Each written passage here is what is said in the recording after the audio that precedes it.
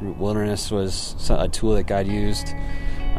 It's not new. We didn't come up with it. I mean, Jesus used it all the time to teach, and so we're just using that model that he used, adventure and experience, to have some of the greatest impact on his disciples. It's showing kids what life is about. It's an adventure with our Creator, and it's bringing life into their soul as they start to see that and understand the gospel in a real tangible way. Instead of Jesus standing in a pulpit that's just saying, hey, you need to trust me, and Jesus was right down there with them saying, do you trust me? And they were experiencing what it looked like to really rely and trust in God versus being told something that they should do.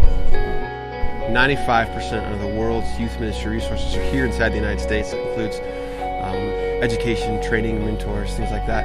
And 96% of the world's youth population actually lies outside the United States. So there's a huge imbalance there. In my experience traveling overseas and working with youth leaders, I've seen a huge void in leadership between the younger generation and the older generation. These young kids are hungry for someone to invest in them, and there just isn't really anybody there. We really believe that the resources are within the people, within the countries that we work in, and really want to invest and pour into them, and so that they can really reach the potential in the way that God's designed them, and investing in youth.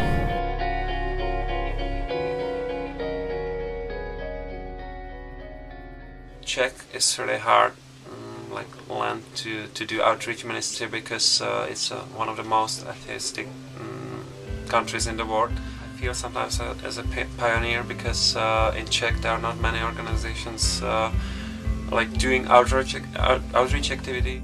The ministry must be based on relationships, and outdoor is the best way how to start and develop relationships. When we got back to the city, we found out that lots of them got a relationship with Jesus, and they got baptized in several churches. And in their testimony, they said that the changing point was the trip on the mountain.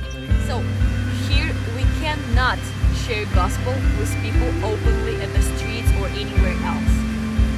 So it's like forbidden by law now. We have really big potential of outdoor activities. I mean, we have these beautiful mountains and a lot of places to do that. And that's actually helped us to take, I mean, we're talking about young people, right? So that's really good opportunity to invite people somewhere else, not in the city, not in the schools. So we can use the things we have, the mountains, the rivers, and that's a good way just to have fun with young people, with kids, and then tell them about Jesus. So that's actually our instrument. I mean, that's we have from God. I mean, our nature. That seemed to be the biggest